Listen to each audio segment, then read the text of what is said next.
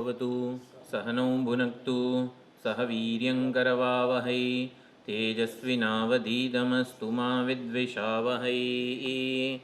ॐ शान्तिः शान्तिः शान्तिः।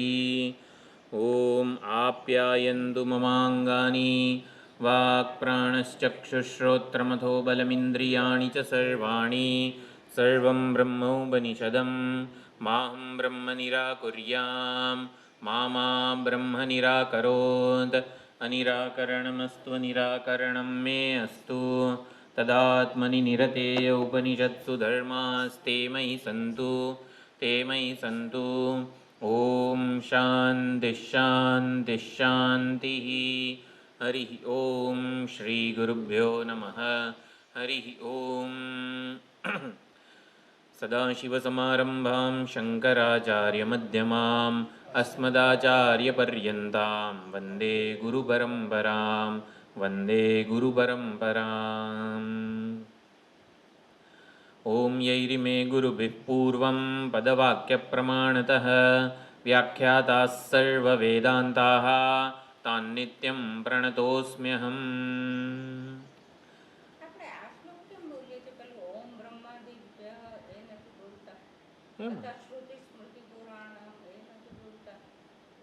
કઈ કારણ નથી. જે આચાર્યોએ પદ વાક્ય અને પ્રમાણ સહિત અમને અધ્યાપન કરાવેલું છે બધા આચાર્યોને નમસ્કાર કરીએ.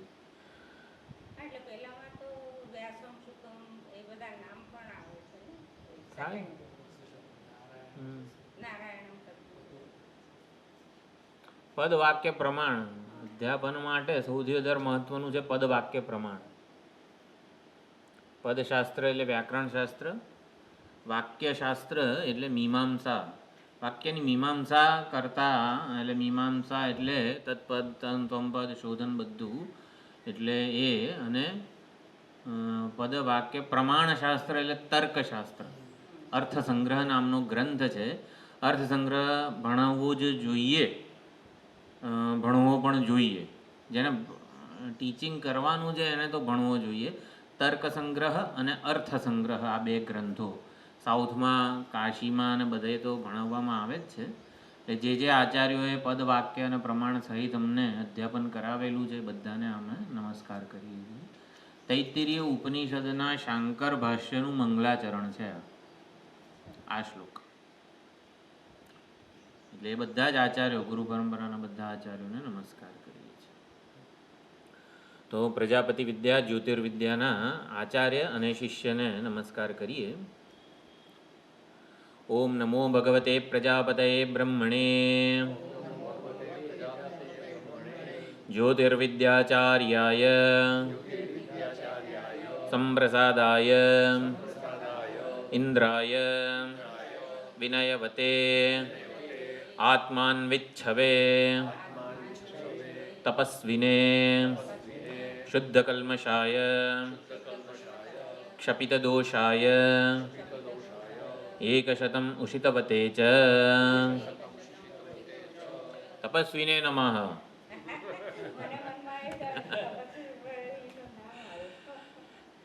આ છે ને થોડુંક પહેલી લીટીમાં કંઈક છંદ બરોબર બેસતો નથી, એટલે હું વાંધો નહીં, આપણે જે રીતે બોલીએ છીએ એમ જ બોલીએ. યન્માયાદિકમાશ્રિતમ બહુગુણમ બ્રહ્મચર્યાદિયુક્તો હૃદા અવરુદ્ધ્ય મૂર્ધગતયા નાડ્યા પ્રાપ્યાપી સૌત્રમ પદમ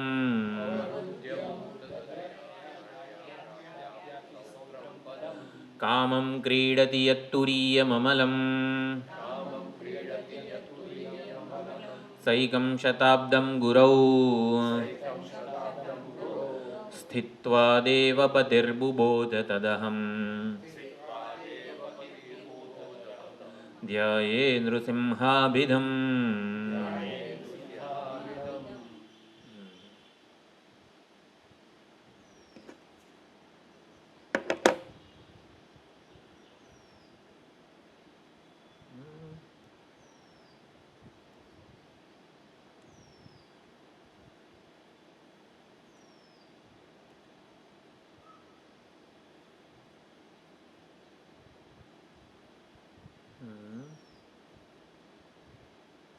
ચ લોકમ મમમ ચ.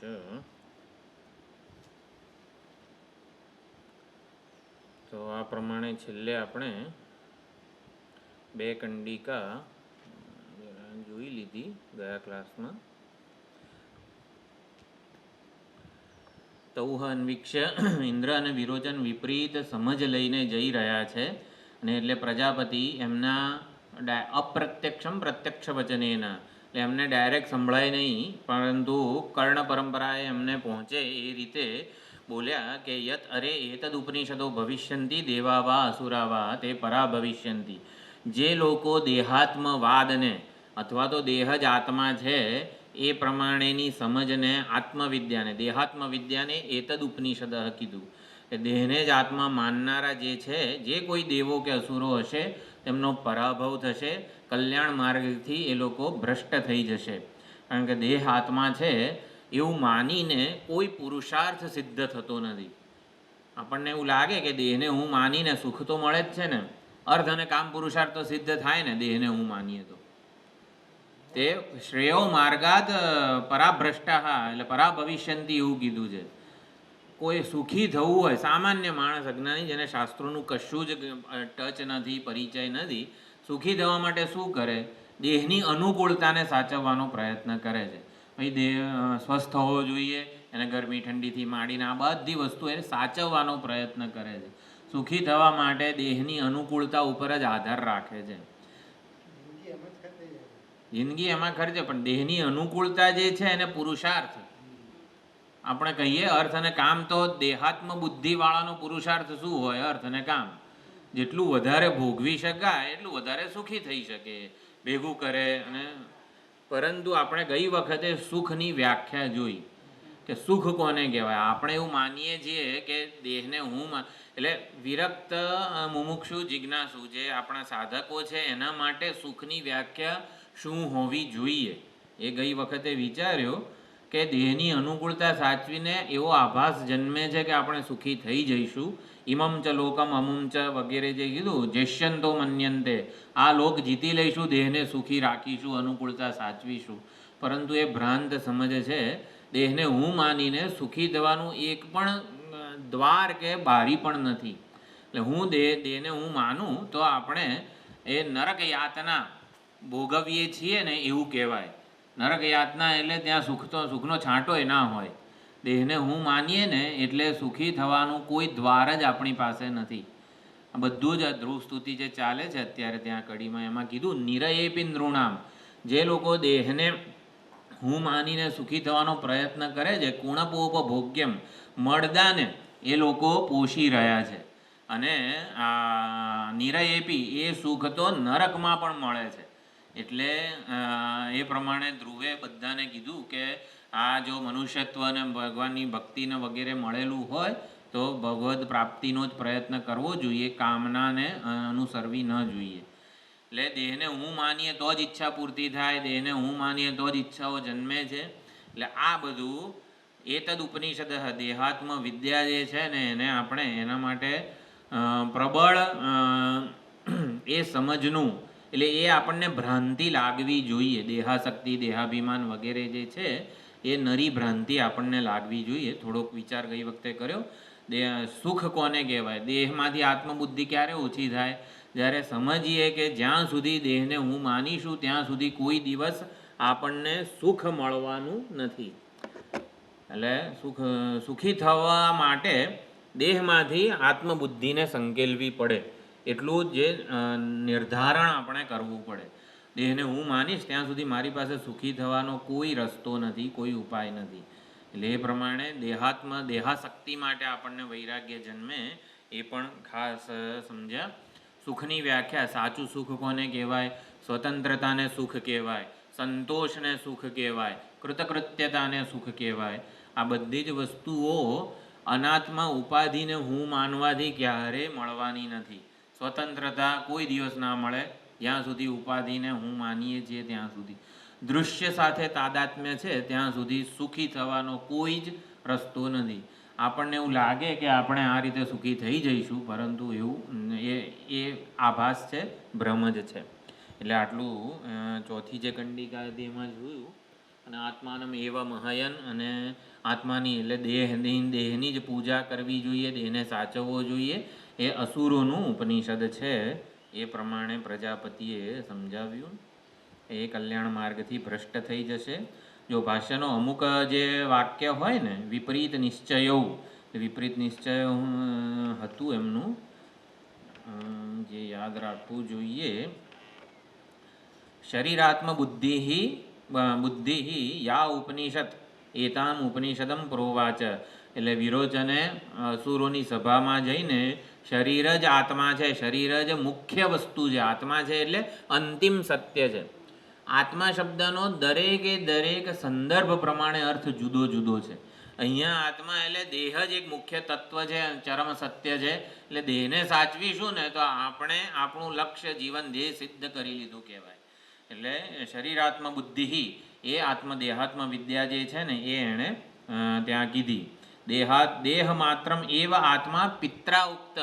પ્રજાપતિ પિતાજીએ દેહ જ આત્મા છે એવું ભણાયું છે અમને. 32 વર્ષ અમે રહ્યા ને પછી શું ભણાયું પ્રજાપતિએ? આ દેહ જ આત્મા છે એવું ભણાયું અમને. તસ્માદ આત્મા એ મહ્ય પૂજનીય, દેહ જ પૂજનીય છે, મહાન છે. પરિચર્ય એની જ સેવા કરવી જોઈએ. એની સેવા કરવાથી આ લોકનું પરલોકનું સુખ આપણને મળશે વગેરે એ કીધું. એટલે એ લોકો જે મળદામ ઉપર અલંકારો, વસ્ત્રો અને ખાવાની પીવાની બધી વસ્તુઓ મૂકે છે, એટલે ગયા ક્લાસમાં એવું આપણે જાણે કે મારાથી બોલાવ્યું હતું કે એને પરલોકમાં મળશે, પરંતુ એ થોડીક ભૂલ હું સુધારું છું. એ લોકો મળદાને આ બધું મળશે એ હેતુથી એ લોકો મૂકે છે. એટલે એ લોકો પરલોકમાં માનતા જ નથી. દેહાત્મ બુદ્ધિ જે છે આ શરીરને જે તત્વ માને છે. એટલે એ અહીંયા ખલાસ થયું તો પછી પતી ગયું એમ. એટલે એ જ્યાં સુધી છે ને ત્યાં સુધી એને આવો ભોગો વગેરે મળશે એવી રીતનું. હા, એટલે એ લોકો તો દાટે છે જોકે, દેહાત્મવાળા મમ્મી ને બધા જે છે પિરામિડવાળા બધા, એટલે એ લોકો આ શરીરને આ વસ્તુઓ મળશે, પરલોકને માનતા જ નથી. એટલે એક સુધારો કરવાનો છે. એટલે આપણે તો જે દેહ વિદાય થાય પછી જીવ પરની સદગતિ માટે જે પ્રાર્થના વગેરે કરીએ છીએ એ આપણે એનો પરલોક સુધરે અને પરલોક પ્રાપ્ત થવામાં, અન્ય દેહ યોની પ્રાપ્ત થવામાં જે કોઈ પ્રતિબંધો હોય, અવરોધ હોય, એની એ નિવૃત્તિ કરે છે આપણી પ્રાર્થનાઓ. એટલે આપણી પ્રાર્થનાઓ એને પહોંચે જ છે. એટલે એ આપણો સિદ્ધાંત છે. દેહાંતર સંબંધી આત્મા એટલે આ દેહ છોડીને બીજો દેહ એટલે કે યોની પ્રાપ્ત કરે છે, એમાં આપણું કર્મકાંડ શાસ્ત્ર પ્રમાણ છે. જો વેદાંત શાસ્ત્રની પ્રામાણ્ય જેને કહેવાય યુનિક વસ્તુ કઈ છે વેદાંત શાસ્ત્રની, કે જે ચૈતન્ય અહીં હૃદયસ્થ ઉપલબ્ધ છે ને એ બ્રહ્મ છે, પૂર્ણ છે, સર્વવ્યાપક છે. તત્વમસી એ વેદાંત જ્ઞાનકાંડની નું યુનિક પ્રામાણ્ય છે, પ્રદાન છે. એટલે જ્ઞાનકાંડ ભણીએ નહીં ને તો આપણને ખબર ના પડે કે હું પૂર્ણ છું, હું બ્રહ્મ છું. એવી રીતે કર્મકાંડનું યુનિક પ્રામાણ્ય કે પ્રદાન શું છે? દેહાંતર સંબંધી આત્મા. એટલે આ દેહ જીવાત્મા જે છે એ આ દેહ સત્કર્મો વગેરે કરે તો એને ઉચ્ચ અન્ય યોનિમાં જઈને સુખ ભોગવવાનું રહે, ઉત્કૃષ્ટ યોનિ મળે, ઉત્કૃષ્ટ સુખ મળે. અને જો એ અહીંયા પાપ કર્મ અધર્માચરણ કરે તો પછી એનો પરલોક અધપતન થાય વગેરે. એટલે કર્મકાંડનું યુનિક પ્રામાણ્ય દેહાંતર સંબંધી આત્મા. એટલે જે આ નચિકેતાએ પૂછ્યું હતું આત્મા રહે છે કે નહીં દેહ વિદાય પછી, એ વસ્તુ અહીંયા કર્મકાંડનું યુનિક પ્રામાણ્ય છે. જ્ઞાનકાંડનું યુનિક પ્રામાણ્ય એ છે કે એ દેહાંતર સંબંધી આત્મા પૂર્ણ છે, બ્રહ્મ છે. એટલે એ બે વસ્તુ. હા, એટલે તસ્માદ અપી એટલે દેહાત્મવાદ કેવો છે? એ લોકો કોઈ શ્રદ્ધાપૂર્વકનું, જેમાં શ્રદ્ધા રાખવી પડે ને એવું કોઈ કર્મ ના કરે, સત્કર્મો ના કરે. અયજમાનમ, અશ્રદ્ધાનમ, અદદાનમ એટલે કે દાન વગેરે, યજ્ઞ દાન તપ કશુંય કરે નહીં. જેનું સુખ માત્ર ને માત્ર આ શરીરમાં મળવાનું હોય, જે ફળ, જે કર્મનું ફળ માત્ર ને માત્ર આ લોકમાં કે આ શરીરમાં મળવાનું હોય એ જ કર્મો કરે. એટલે અર્થ અને કામ પ્રધાન પુરુષાર્થ એમનો છે. ધર્મ અને મોક્ષ એ લોકોને ખબર જ નથી. એટલે જગત ભગવાને શેના માટે બનાવ્યું છે? ભોગો ભોગવવા માટે. આવી એમની સમજ છે. ભોગો ભોગવીને હજી સુધી કોઈ તૃપ્ત થયું નથી. ન વિત્તેન તર્પણીયો મનુષ્ય, કોઈ દિવસ સંતોષ જન્મે નહીં. ભોગો ભોગવવાથી સંતોષ એટલા માટે ના જન્મે કારણ કે ભોગતા ભોગ્યનું દ્વૈત રહી જાય છે, જુદાઈ રહી જાય છે. મારા અને સુખ વચ્ચે આ જુદાઈ જ મને સાલે છે. એટલે વેદાંત શાસ્ત્ર આ જુદાઈને જ નિર્મૂળ કરે છે. સુખ અને મારી વચ્ચેનું જે અંતર છે એને જ નિર્મૂળ કરે છે. તો આ પ્રમાણે આ લોકોનું તો આ ઉપનિષદ છે. અને ભિક્ષયા વસનેન અલંકારેણ સંસ્કુર્વંતી, મળદાની એ લોકો પૂજા કરે છે વગેરે. અને એનાથી એવું માને છે કે આ લોક અમે જીતી લીધું, આ લોકનું સુખ પ્રાપ્ત કરી લીધું. જો લોકને જીતી લેવું એટલે એ લોકના બધા જ સુખને પ્રાપ્ત કરવા. એટલે અમુમ લોકમ જેષ્યંતો મન્યંતે, એ પ્રમાણે એ લોકો એવું માને છે. તો 8મો ખંડ છે એ પૂરો થઈ ગયો. હવે 9મા ખંડમાં હવે ઇન્દ્ર જે છે ને એને આવી રીતે વિવેક કે એને મનોમંથન કર્યું અને ફરીથી પોતાની જે વિપરીત સમજ હતી એમાં એને કંઈક દોષ જણાયો.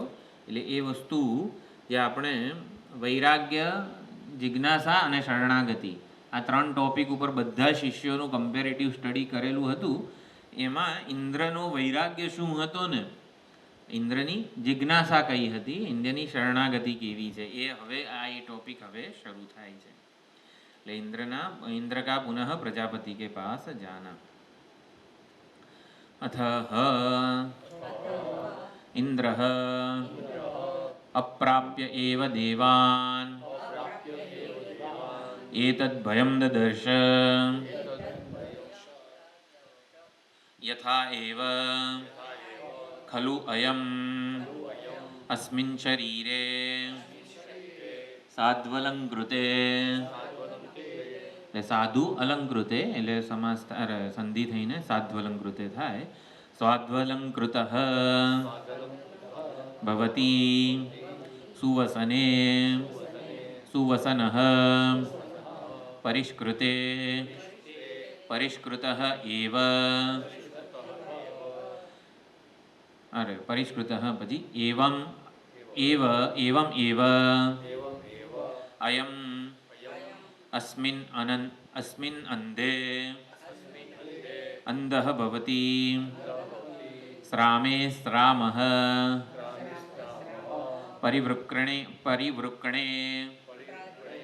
પરિવૃક્ણઃ અસ્ય એવ શરીરસ્ય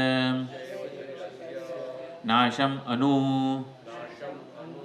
એષઃ નશ્યતિ. અથ ઇન્દ્ર અપ્રાપ્ય એવ દેવાન. વિરોચન તો અસુર સભામાં ગયો અને બધાને પ્રવચને ચાલુ કરી દીધું, પરંતુ ઇન્દ્ર દેવલોક પહોંચ્યો ને એ પહેલાં એતદ ભયમ દદર્શ, એણે પોતાની સમજમાં આ દોષ જોયો, આ ભય જોયો કે હજી દેહાત્મા મેં જે છાયાને આત્મા માનેલી છે, પ્રતિબિંબને આત્મા માનેલો છે, એ સમજ મારી કંઈક અધૂરી છે, કંઈક ખોડખાપણવાળી છે. એ સમજથી મને પૂર્ણ સંતોષ નથી થયો. આમ તો શાંત હૃદય પ્રવવ્રજતુહુ, શાંત હૃદય, તુષ્ટ હૃદયના થઈને બંને જણા જતા રહ્યા હતા. પરંતુ એણે પોતાની સમજમાં આ ભય, આ દોષ, આ ખોડખાપણ જોઈ. યથા એવ ખલુ અયમ અસ્મિન શરીરે, જેવી રીતે ખરેખર આ શરીરને જો સાધુ અલંકૃતે, સારા અલંકારો પહેરાવવામાં આવે તો પ્રતિબિંબ જે છે એ સાધુ અલંકૃત ભવતી.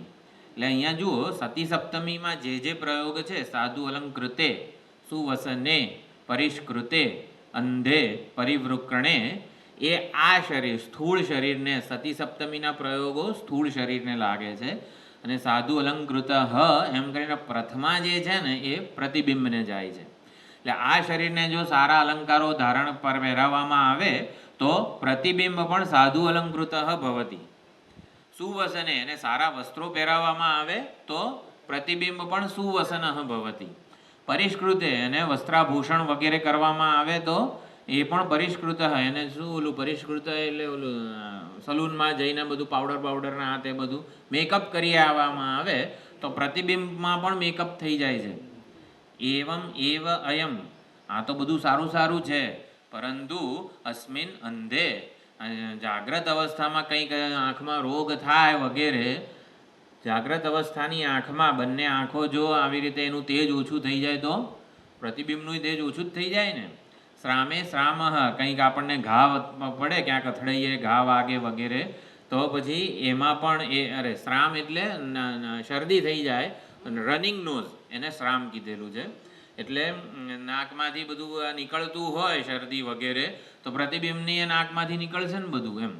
અને પરિવૃક્ણ એટલે ઘા, કંઈક ઘા વાગ્યો આ શરીરને, તો છાયામાં પણ પરિવૃક્ણ, એમાંથી એ લોહી નીકળશે. અરે અસ્ય એવ શરીરસ્ય નાશમ, આ શરીર હરિઓમ થઈ જશે તો પછી છાયાત્મા પણ હરિઓમ જ થઈ જશે ને. એટલે એ છાયાત્માનોય નાશ થઈ જશે. તો આ વળી ક્યાંથી અમૃત અભય બ્રહ્મ હોઈ શકે છાયાત્મા? એટલે આ પ્રમાણે ઇન્દ્રએ આવો ભય જોયો. જો હવે હા, મનન થયું. ઇન્દ્રનું આ એતદ ભયમ દદર્શ એ આપણા માટે બહુ જ અગત્યનું છે. અહીંયા મનોમંથન, મનન વગેરે શું છે એનું એક ડાયમેન્શન સુંદર મળે છે. અને કઈ રીતે થયું, એટલે શ્રદ્ધા, એટલે શ્રદ્ધા વસ્તુનું એક જુદું જ ડાયમેન્શન આપણને મળે છે. હા, એટલે એ સામાન્ય અર્થ આપણને ખબર છે. ગુરુશાસ્ત્ર વાક્ય શું સત્ય બુદ્ધ્યાવધારણા, આપણને સત્ય બુદ્ધિ વગેરે હોય એ આપણને ખબર છે, પણ એનું ડાયમેન્શન એમ. એટલે ગુરુમાં શ્રદ્ધા હોય, શાસ્ત્ર વચનમાં શ્રદ્ધા હોય તો શું થવું જોઈએ? તો ઇન્દ્ર જેવું થવું જોઈએ. હા, મેળ બેસાડીએ. અને ના મેળ પડતો હોય તો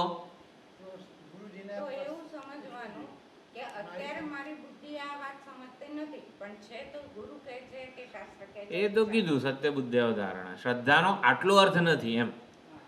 એટલે પોતાની જે સમજ છે, પોતાની ભ્રાંત માન્યતા છે, એને પડકારીએ. એટલે ઇન્દ્રએ પડકારી, અને એ પ્રમાણે એ શ્રદ્ધા એને કીધી છે, પોતાની માન્યતાને ક્વેશ્ચન કરીએ, પડકારીએ. ચકાસવું પણ કહેવાય પડકાર. પહેલાં તો પોતાની માન્યતા જે છે એને જ કોઈ છોડવા તૈયાર નથી. એના ઉપર સિક્કો મારવા માટે જ શ્રવણ થાય છે.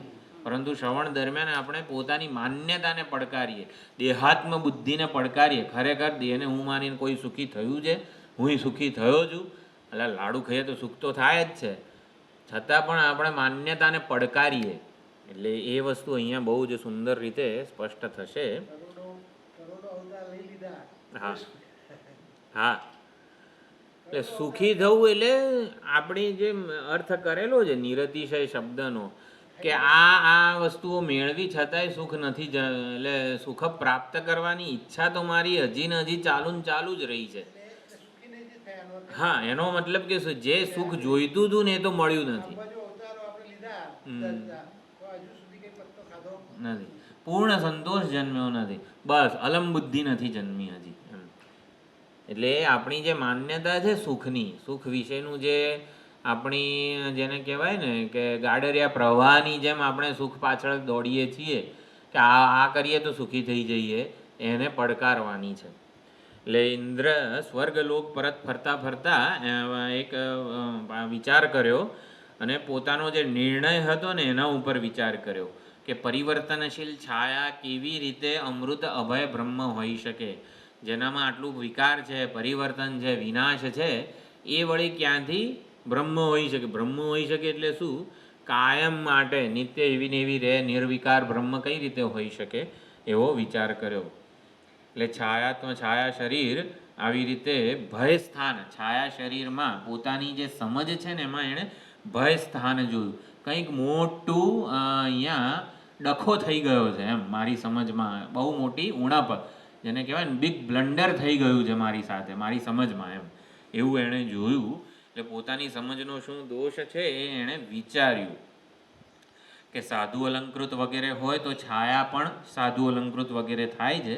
એટલે બિંબ શરીર માટે સતી સપ્તમીનું રૂપ છે, અને પ્રથમાનું રૂપ છાયાત્મા માટે છે, પ્રતિબિંબ માટે છે. એટલે એ રીતે થયું. છાયા શરીર એ સ્થૂળ શરીરની બધી જ મર્યાદાવાળી છે અને બધી વિશેષતાવાળી છે. એટલે કે બધા જ પરિવર્તનો શરીરના જે છે એ બધા છાયામાં દેખાય છે, છાદા છાયામાં ઉપલબ્ધ છે. પરિવૃક્ણ હોય એટલે ઘાવ, વાઉન્ડ એટલે કે કંઈ ઘા હોય, કંઈક ફ્રેક્ચર થાય વગેરે, તો છાયાત્માનું ફ્રેક્ચર થઈ જાય એમ. એટલે બિંબ શરીરનો જો નાશ થાય તો પ્રતિબિંબ પણ નાશ પામવાનું જ છે. એ પ્રતિબિંબને ક્યાંથી સર્વલોકની અવાપ્તિ, સર્વકામની અવાપ્તિ થઈ શકે? એટલે ઇન્દ્રનો નિર્ણય શું થયો? એતદ ભયમ દદર્શ, એ શબ્દ સમજાવે છે ભાષ્યમાં આચાર્યો કે પ્રજાપતિ ખોટા નથી, એમનો ઉપદેશ તો નિર્દોષ જ છે. હું અક્ષી પુરુષને ખોટી રીતે સમજ્યો છું, એટલે મારું ગ્રહણ વિપરીત થયેલું છે. પ્રજાપતિનો ઉપદેશ તો સત્ય છે.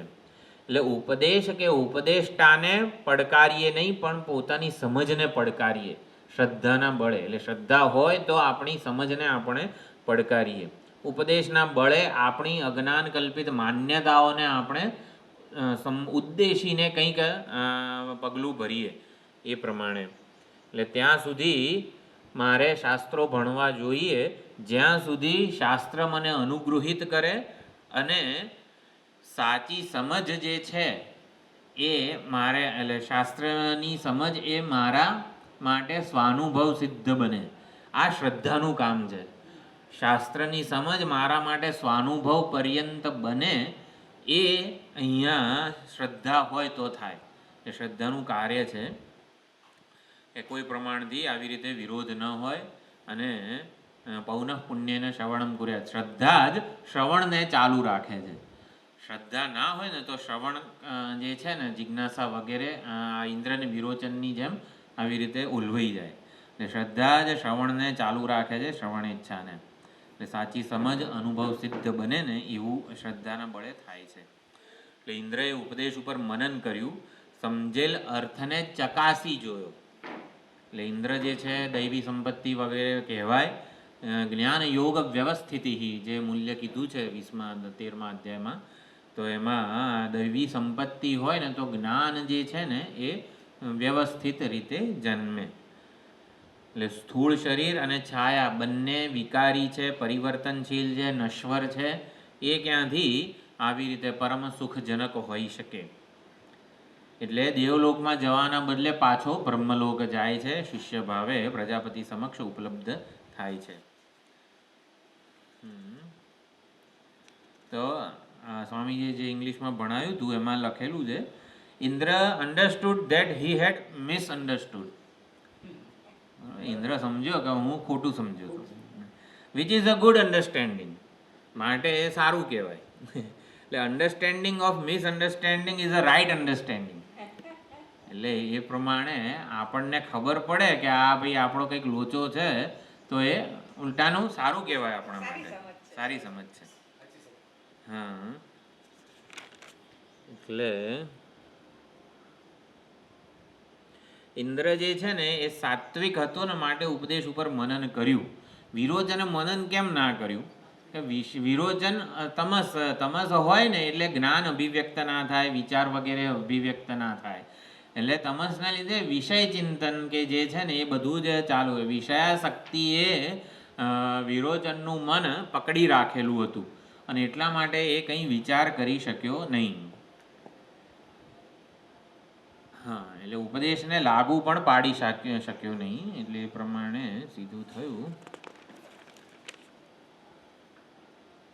વિરોચનની જે દ્રષ્ટિ હતી એમાં એણે અવિકારી જે અંશ છે ને એનું એણે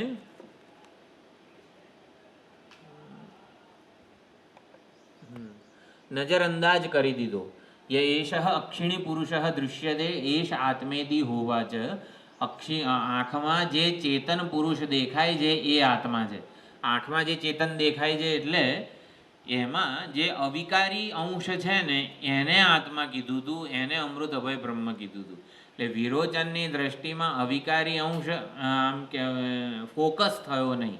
જ્યારે ઇન્દ્રની દ્રષ્ટિમાં પરિવર્તન, દોષ, વિકાર જે થઈ રહ્યા છે ને એના ઉપર ગઈ અને એટલે મારી સમજ ખોટી છે એ આવી રીતે એ સમજી શક્યો. એટલે કોઈ પણ આમ એડવર્ટાઇઝમેન્ટ કરે, ઓલા શું આપણે ત્યાં આવે જાહેરાતવાળા કે આ પ્રોડક્ટ ખરીદશો તો આ ઓલું વેક્યુમ ક્લીનરની મોટા ભાગે બધા આવતા હોય, આ આમ ધૂળ સાફ કરી આપે ને આમ ધૂળ સાફ કરે, બધા ગુણોનું કીર્તન કરે પરંતુ કોઈ દોષ બોલે નહીં એ વખતે.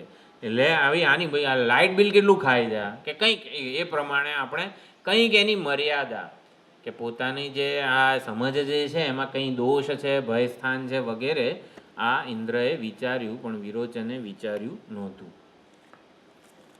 આ પ્રમાણે ભાષ્ય જોઈ લઈએ આનું.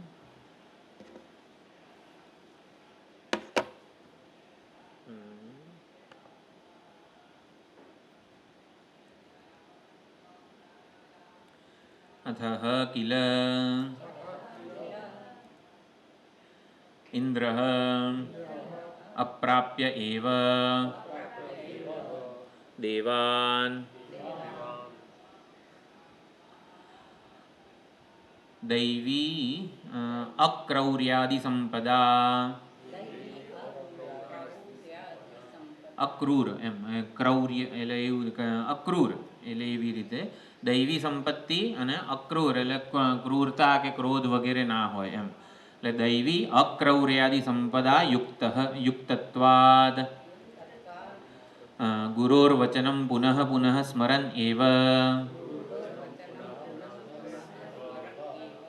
ગચ્છન એતદ્ વક્ષ્યમાણમ પ્રજાપતિના યત અર્થઃ ન્યાયઃ ઉક્તઃ તદેકદેશઃ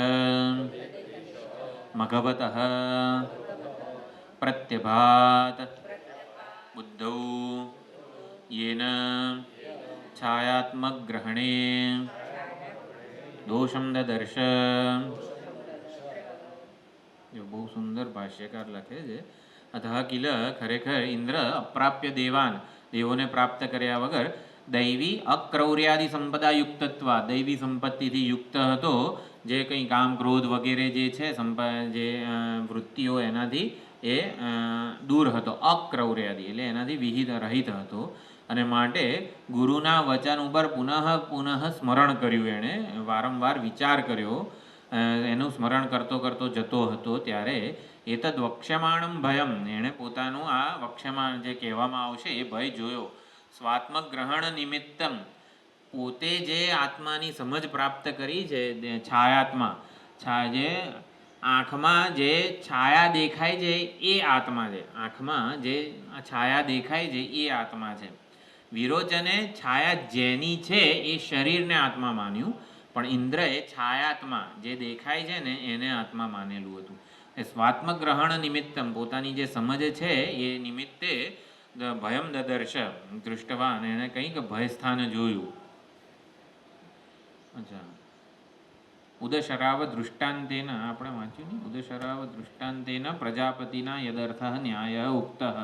પ્રજાપતિએ જે અર્થ કીધો હતો એટલે અર્થનો અહીંયા મિનિંગ કરેલો છે ન્યાય. પ્રજાપતિએ કયો ન્યાય? ન્યાય એટલે યુક્તિ કે તર્ક. તો પ્રજાપતિએ તર્ક કે યુક્તિ કઈ આપી હતી? પ્રજાપતિનો ઉપદેશ હતો ય એષ અક્ષિણી પુરુષ દૃશ્યતે એષ આત્મેતિ હોવા ચ અમૃત ભયમ બ્રહ્મ. એટલે પ્રજાપતિએ એને શ્રુતિ કહેવાય. એ આંખમાં જે ચેતન પુરુષ દેખાય છે એ આત્મા છે, એ પ્રજાપતિનો ઉપદેશ છે, શ્રુતિ છે. હવે યુક્તિ કઈ આપી હતી?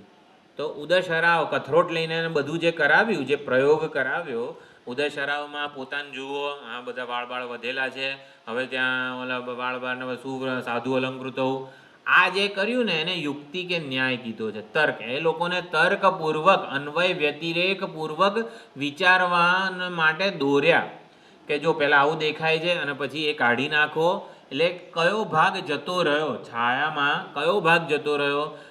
વધેલા વાળ જતા રહ્યા. તો વધેલા વાળ જેના છે એ અનાત્મા જ હોય. અને સાધુ અલંકૃતો સારી રીતે તૈયાર થઈને પોતાને જુઓ કથરોટમાં તો જે આવ્યું શું આવ્યું નવું? સાધુ અલંકૃતો શું વસનવું એ પણ આગમાં પાઈ છે, આવનારું જનારું છે, માટે અનાત્મા છે. એટલે આને ન્યાય કહેવાય, યુક્તિ કહેવાય, તર્ક કહેવાય. પ્રજાપતિએ શ્રુતિ યુક્તિ આ પ્રમાણે ન્યાય પણ કીધો હતો અને યુક્તિ શું કહેવાય શ્રુતિ જે મુખ્ય ઉપદેશ છે એ પણ એના ઉપર પણ વિચાર કરવાનું કહ્યું હતું. એટલે પ્રજાપતિએ જે ન્યાય કીધો એ હંમેશા ધ્યાન રાખવાનું. કયો ન્યાય કીધો? તો કથરોટવાળો ન્યાય કીધો એમ. મઘવતઃ પ્રત્યભાત મઘવા બહુલમ કરીને આખું સૂત્ર છે. મઘવાન એટલે ઇન્દ્ર અને મઘવત એને તાદર્થે ષષ્ઠી વિભક્તિ છે. મઘવાન માટે પ્રત્યભાત એટલે જે ન્યાય કીધો તદેક દેશ, ન્યાયનો એક દેશ એટલે એક અંશ, મઘવાન માટે પ્રત્યભાત એટલે કે પ્રગટ થયો. તો પ્રજાપતિએ જે ન્યાય કે યુક્તિ કીધી કથરોટવાળી એનો એક દેશ એક અંશ ઇન્દ્ર માટે પ્રગટ થયો. હવે કયો અંશ પ્રગટ થયો ઇન્દ્ર માટે? કયો એક દેશ પ્રજાપતિના ન્યાયનો કયો એક દેશ ઇન્દ્રની બુદ્ધિમાં સ્ફુર્યો?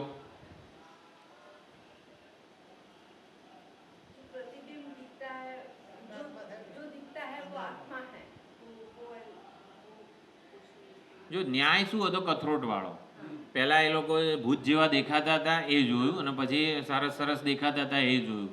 એના દ્વારા અન્વય વ્યતિરેક સમજાવ્યો. આખા કથરોટ વાળો જે પ્રયોગ છે એનો એક દેશ ઇન્દ્રની બુદ્ધિમાં સ્ફુર્યો, એના લીધે એને ભય દેખાયો. આવા જવા વાળો છે, પરિવર્તનશીલ છે આત્માનો. હા,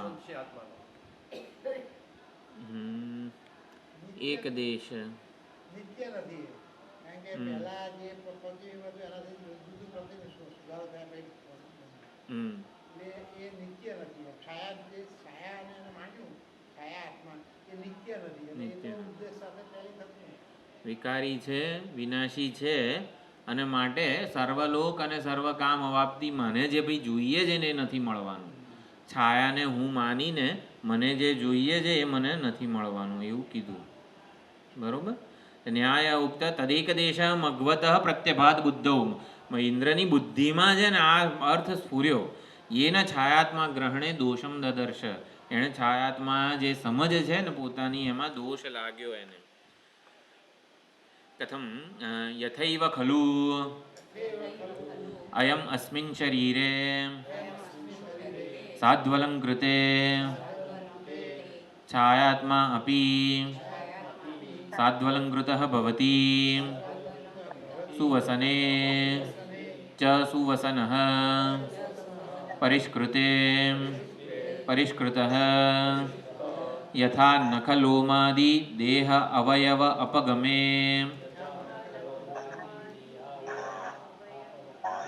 છાયાત્મા અપી પરિષ્કૃતઃ ભવતિ નખલોમાદિરહિતઃ ભવતિ એવમ એવ અયમ છાયાત્મા અપી અસ્મિન શરીરે નખલોમાદિભિઃ દેહ અવયવ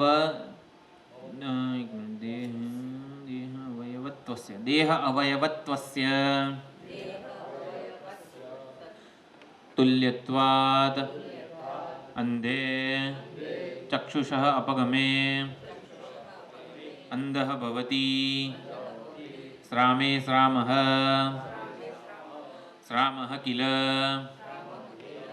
એકનેત્રઃ તસ્ય અંધત્વેન ગતત્વાદ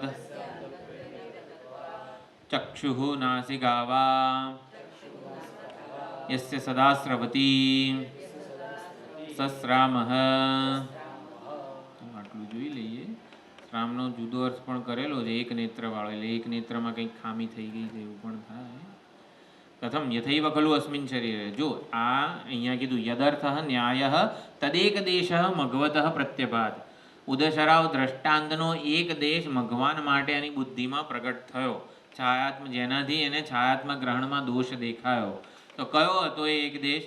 યથૈવ ખલુ અસ્મિન શરીરે. આ શરીરને જો બધું સજવવા ધજવવામાં આવે તો પ્રતિબિંબ પણ સજી ધજી જાય અને પરિષ્કૃત થઈ જાય, સુવસન થઈ જાય. યથ નખલોમાદિ દેહ અવયવ અપગમે. નખ દેહનો અવયવ છે, લોમ દેહનો અવયવ છે. દેહના અવયવોમાં જો અપગમે એ આવી રીતે એને નિર્મૂળ કરવામાં આવે તો છાયાત્મા પણ પરિષ્કૃત નખલોમાદિ રહિત ભવતી. તો એ બધા ચેન્જીસ કે વિકાર જે છે છાયાત્મામાં પણ દેખાય છે. માટે છાયાત્મા અપી અસ્મિન શરીરે દેહભિઃ દેહ અવયવત્વસ્ય તુલ્યત્વાત, બંનેમાં સેમ વિકાર આવે છે.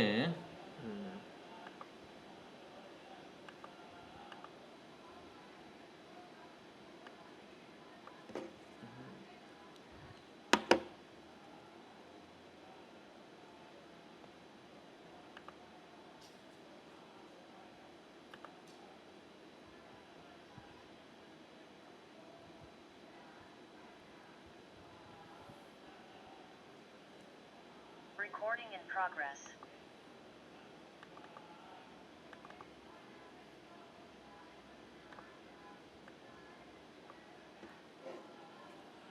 નખલોમાં દેહ તુલ્યત્વાત અંધે ચક્ષુષ અપગમે. જો દેહ જો આવી રીતે અંધ થાય તો ચક્ષુ એની જતી રહે તો એ પણ અંધ થાય. શ્રામે શ્રામઃ કિલ એક નેત્ર, શ્રામનો એક અર્થ આવી રીતે એક નેત્ર પણ કર્યો.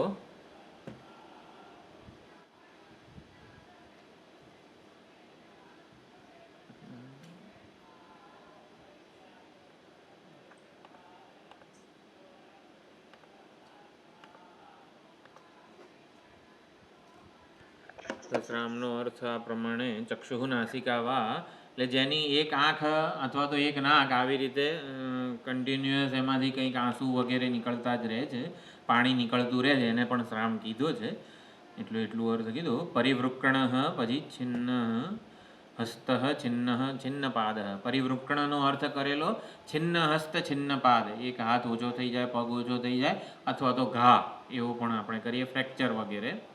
એટલે શ્રામે પરિવૃક્કણે વા દેહે છાયાત્મા અપી તથા ભવતી, એટલે બધા વિકારો છાયાત્મામાં પણ દેખાય છે. એ ક્યાંથી સુખ મને પ્રદાન કરી શકે. તથા અસ્ય દેહસ્ય નાશમનુ એષઃ નશ્યતિ, દેહનો નાશ થાય તો છાયાત્માનો પણ નાશ થઈ જાય છે. અતઃ માટે આગળની કંડિકા જે છે એમાં નાહમત્ર ભોગ્યમ પશ્યામી ઇતિ સહ સમિત્પાણિ પુનઃ એયાય તમ પ્રજાપતિ ઉવાચ મઘવન યત શાંતહૃદયઃ પ્રાવ્રાજીઃ સાર્ધં વિરોચનેન કિમિચ્છન પુનરાગમઃ ઇતિ સ હોવાચ યથૈવ ખલુ. આખું એ બોલી લે છે, આપણે અત્યારે રવા દઈએ. આગલી જે કંડિકા હતી ને આખું એ બોલે છે. એટલે સૌથી છેલ્લી લીટી છે નાશામાં અનુ એષઃ નશ્યતિ, દેહ જો નાશ થશે તો છાયાત્મા પણ નાશ પામી જશે. એટલે છેલ્લી લીટીમાં કીધું નાહમત્ર ભોગ્યમ પશ્યામી, માટે હું અહીંયા ભોગ્ય કંઈ જોતો નથી. કંઈક ભોગ્યનો અર્થ આપણે જોઈશું છે આપણા ભાષ્યમાં. મારા માટે કંઈ કામનું આ સમજમાં હું જોતો નથી, મારું કોઈ પ્રયોજન સિદ્ધ થતું નથી. મારું પ્રયોજન શું હતું? સર્વાંશ લોકાન આપનોતી સર્વાંશ કામાન, એવી સર્વલોક કામ અવાપ્તિ તો થઈ નહીં, ઉલટાનો દુઃખી થયો હું. એટલે એ પ્રમાણે એણે આ દોષ જોયો. નાહમત્ર ભોગ્યમ પશ્યામી, હા કંઈ સર્યું નહીં મને એમ. એટલે તો બીજી કંડિકા સમિત પાણી પુનઃ એ આય, એટલે ફરીથી આવ્યો. એ આય ક્રિયાપદ છે, આ વત્તા એણગતૌ ધાતુ, પરસ્મય પદ લીટ, પ્રથમ પુરુષ એક વચન. એ આય એયતુહુ એયુહુ એવા રૂપો થાય છે, બરોબર ને? ખાલી આ તો એટલે પ્રજાપતિ કહે છે કિમિચ્છન, શું છે? યત શાંત હૃદય પ્રાવરાજીહિ, એટલે એકદમ પૂર્ણ બ્રહ્મ બનીને જાણે કે બેઉ જણા ગયા હતા ને શાંત હૃદય, આ બાપુ આપણને તો મળી ગયો છે અમૃતનો ખજાનો વગેરે, એ રીતે પ્રાવ સાર્ધમ વિરોચન, અને વિરોચનની સાથે તું તો જતો રહ્યો હતો. કિમિચ્છન ઘણી વાર, એટલે સ્વામી વખતે સમજાયું ને ત્યારે કીધું હતું, ઘણીવાર આવી રીતે કોઈ કે પૂર્ણમદ થાય ને પછી કંઈ કે આમ પૂર્ણમદ થાય, ક્લાસ પૂરો થાય પછી તો જવાનું જ હોય ને, તો એ પાછું કોઈક આમ પાછળથી આવે તો આમ આપણને એવું લાગે કે આ કંઈક એને કંઈક પૂછવું હશે, કંઈક એને ક્વેશ્ચન હશે, કંઈક ડાઉટ હશે એટલે પૂછવા માટે આવે.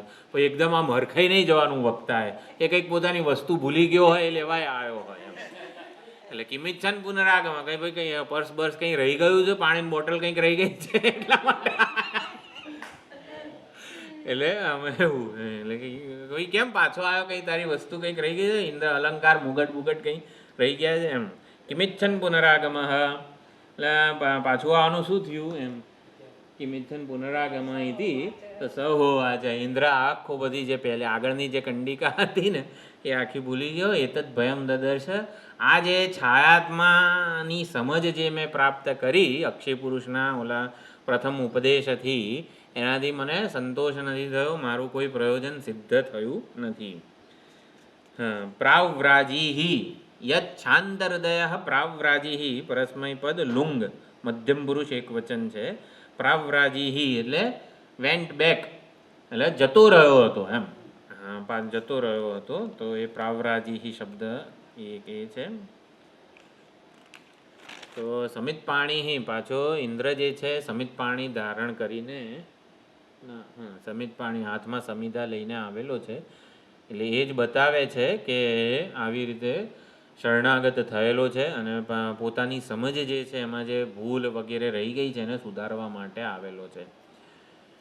અક્ષી પુરુષ કે અક્ષી પુરુષ જે છે જે પ્રજાપતિને અભિપ્રેત છે. પ્રજાપતિની અભિપ્રેત સમજ શું છે? સાક્ષી આત્મા. એટલે અક્ષી પુરુષ એ સાક્ષી છે પ્રજાપતિ માટે, અને ઇન્દ્ર માટે અક્ષી પુરુષ શું હતો? છાયાત્મા. વિરોચન માટે અક્ષી પુરુષ કોણ હતું? શરીર. એટલે સ્થૂળ શરીર વિરોચન માટે અક્ષી પુરુષ છે, ઇન્દ્ર માટે છાયાત્મા અક્ષી પુરુષ છે. એટલે છાયાત્મા અક્ષી પુરુષ એ મારી સમજ યોગ્ય નથી, એ ખોટી છે. એટલે પ્રજાપતિનો વિવક્ષિત અર્થ અક્ષી પુરુષ એ સાક્ષી એ સાચો હોવો જોઈએ. એટલે એવું તો કંઈ ઇન્દ્રને લાગ્યું નથી, પરંતુ એણે વિચાર કર્યો. એટલે પ્રજાપતિએ વિશ્વને આપણે વિચાર કર્યો જાગ્રત અભિમાની ય એષ અક્ષિણી પુરુષ દૃશ્યતે. આ જે વાક્ય છે એનો વાચ્યાર્થ શું થાય? આંખમાં જે ચેતન પુરુષ દેખાય છે, તો આંખમાં આપણને જે ચેતન દેખાય છે એ કોણ છે?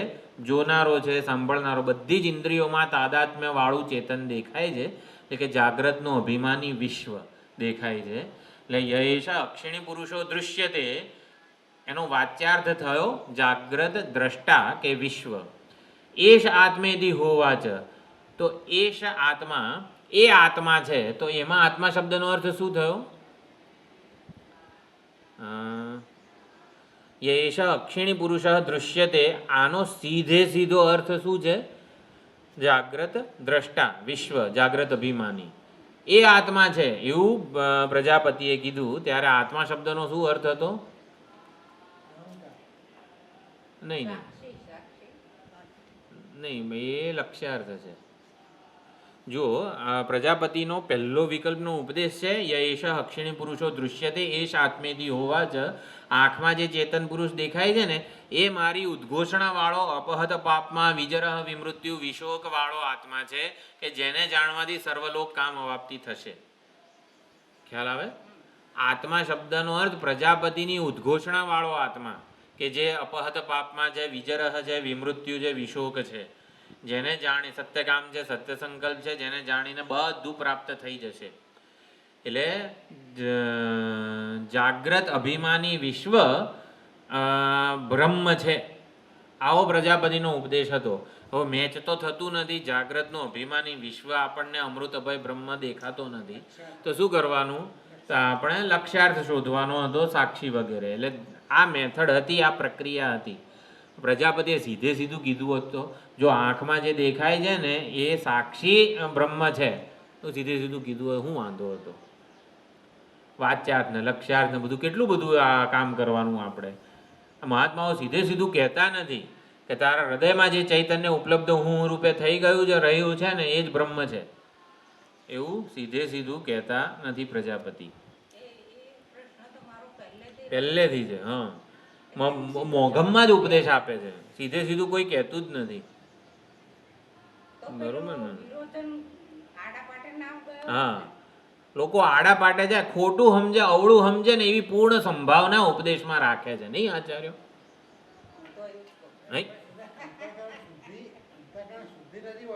હા આપણે વાચ્યાર્થ લઈ લઈએ છીએ. વાચ્યાર્થ લઈ લઈએ. અંતઃકરણ શુદ્ધિ પૂરેપૂરી હોય. પણ વાચ્યાર્થ લઈ લઈએ એવી સંભાવના રાખે છે કેમ આચાર્ય? અંતઃકરણ શુદ્ધિની અપેક્ષા છે ને કે હમ. ઉપદેશ તો જ ગ્રહણ થશે કે અંતઃકરણ શુદ્ધિ થઈ હશે તો જ. તો એ પોતે આવું વાચ્યાર્થ નહીં લે. પણ જ્યાં સુધી અંતઃકરણ શુદ્ધિ ના થઈ હોય, સાધન ચતુષ્ટ પ્રાપ્તિ ના થઈ હોય, ત્યાં સુધી ઉપદેશ કામ નહીં કરે. કામ નહીં કરે.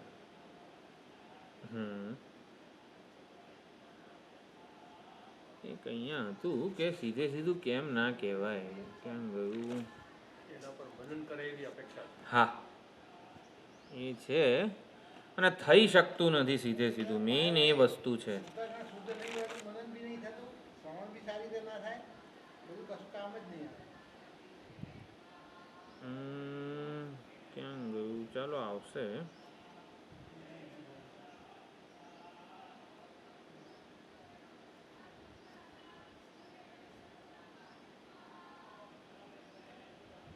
સીધો નિર્દેશ થઈ શકતો જ નથી.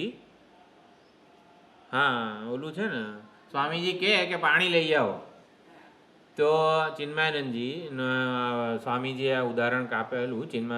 મોટા મહારાજ જે છે ચિન્મયાનંદજી, એ આવી રીતે શિષ્યોને કીધું પાણી લઈ આવો, તો ઓલો માણસ ગ્લાસમાં પાણી લઈ આવ્યો. મેં પાણી લાવવાનું કીધું છે, ગ્લાસ થોડી લાવવાનું કીધું છે. હે તો ગ્લાસ વગર પાણી કઈ રીતે આવે? માધ્યમ તો જોઈએ, માધ્યમ વગર તત્વ પહોંચે એવું નથી. એટલે માધ્યમનો અપવાદ કરવાનું કામ શોધન વસ્તુ છે. એટલે પાણી લઈ આવે તો પાણી એમને હાથમાં થોડું લેવાય, લો એવું ના થાય. એટલે ગ્લાસ જોઈએ ભાઈ, માધ્યમ વ્યવહાર, વાક વ્યવહાર, ઉપદેશ રૂપી વ્યવહાર માટે માધ્યમ જોઈએ. તો માધ્યમ છે આ આપણો વાચ્યાર્થ. એટલે તત્વમસી પ્રકરણમાં પણ ચિદાભાસ રૂપી જે આખું મોડેલ ઊભું કરવામાં આવ્યું જે ઉપદેશ શાસ્ત્રીમાં, એનું એ જ છે કે માધ્યમ દ્વારા સત, ચિત, આનંદ વગેરે બધા જ શાસ્ત્રોના શબ્દો સીધા ચિદાભાસને લાગે છે અને એ લક્ષિત કરે છે શિષ્ય બુદ્ધિમાં શુદ્ધ ચૈતન્યને, ચિદાત્માને. એટલે સીધા ચિદાભાસને જ લાગે છે સચ્ચિદાનંદ વગેરે શબ્દો, અને લક્ષિત કરે છે એ આવી રીતે શુદ્ધ ચૈતન્ય જે પ્રત્યેગાત્મ ચૈતન્ય છે એને. તો એ પ્રમાણે સમજવાનું છે. આપણે નાહમત્ર ભોગ્યમ પશ્યામી, લક્ષી પુરુષ એટલે પ્રજાપતિએ વાચ્યાર્થ વગેરે વિશ્વના આધારે વિશ્વરૂપી માધ્યમ દ્વારા વિશ્વનું અંતરાત્મ જે સ્વરૂપ છે એનો નિર્દેશ કરેલો તુરીય પરમાત્માનો. એટલે નિર્દેશ કે લક્ષ્યાર્થ રૂપે એનો નિર્દેશ કરેલો હતો. તો પ્રજાપતિની ઇન્દ્રની જે આ સમજ છે એને પ્રજાપતિ અનુમોદન આપે છે. હા સાચું સમજ્યો જ હતું એમ કરીને ત્યાં દોષ દર્શન કરેલું છે ને એ યોગ્ય છે એવું ત્રીજામાં આવશે. આપણે એની ભાષ્ય એકવાર જોઈ લઈએ.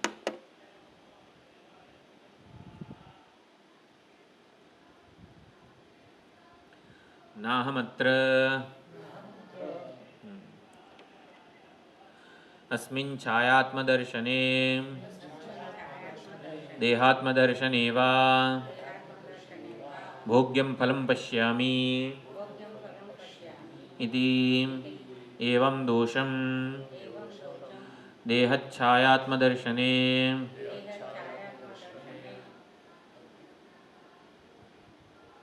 अध्यवस्य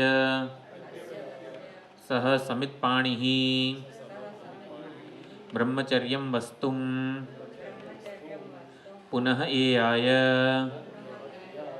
तं प्रजापतिः उवाच नाहमत्र अस्मिन् छायात्मदर्शने देहात्मदर्शने वा भोग्यं फलं पश्यामि. હું ભોગ્યમ એટલે કે ફળ, કંઈ પ્રયોજન જોતો નથી, કંઈ મહાન લાડુ મને મળ્યો નહીં આ છાયાત્મા ને સમજીને. આ જે પ્રથમ વિકલ્પનો ઉપદેશ છે એને સમજીને કંઈ બહુ મારું દાડો વળ્યો નથી. એવમ દોષમ દેહ છાયાત્મ દર્શને અધ્યવસ્ય એટલે નિશ્ચિત કરીને, દેહ છાયા આત્મદર્શને, છાયાત્મ દર્શન અથવા તો દેહની છાયા વગેરે એ પ્રમાણેનું જે દર્શન છે, સમજ છે, એમાં દોષ છે એવું અધ્યવસ્ય એવો નિશ્ચય કરીને નિર્ણયવાળા થઈને સહ સમિત પાણી બ્રહ્મચર્યમ વસ્તુમ એટલે વસ્તુ પદાર્થ, બરોબર ને? વસ્તુમ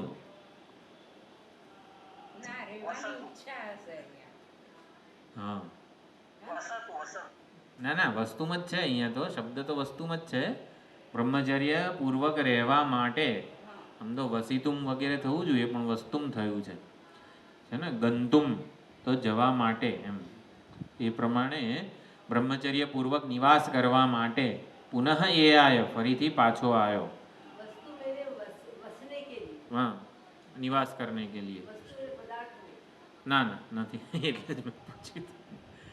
વસ્તુ એટલે બ્રહ્મચર્ય પૂર્વક નિવાસ કરવાની ઈચ્છા માટે નિવાસ કરવા માટે.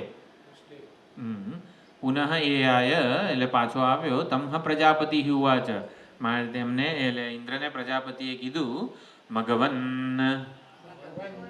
યચ્છાંતહૃદય પ્રાવ્રાજીઃ પ્રગતવાન અસી વિરોચનેન સાર્ધમ કિમિચ્છન પુનરાગમઃ ઇતિ વિજાનન્નપી પુનઃ પપ્રચ્છ ઇન્દ્ર અભિપ્રાય અભિવ્યક્તયે યદ્વેત્થ તેન મા ઉપસીદ ઇતિ યદ્વત તથા ચ સ્વ અભિપ્રાયમ પ્રકટમ અકરોત યથૈવ ખલુ અયમિત્યાદિ એવમ એવ ઇતિ ચ અન્વમોદત પ્રજાપતિઃ.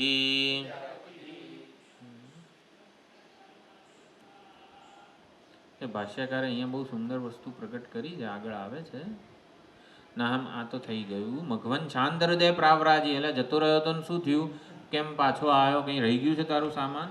વિજાનન બી પુનઃ પપ્રચ્છ એવું જાણતા હતા. પ્રજાપતિ તો જાણતા હતા છતાં પણ એમણે પૂછ્યું ઇન્દ્ર અભિપ્રાય અભિવ્યક્ત ઇન્દ્ર પોતાનો અભિપ્રાય અભિવ્યક્ત કરે એના માટે. યદ વેત્થ તેનમાં ઉપસીદ આવું કોણ બોલે છે? યદ વેત્થ તેનમાં ઉપસીદ એટલે જે તું જાણે છે. સનતકુમાર નારદજીને કીધેલું હતું.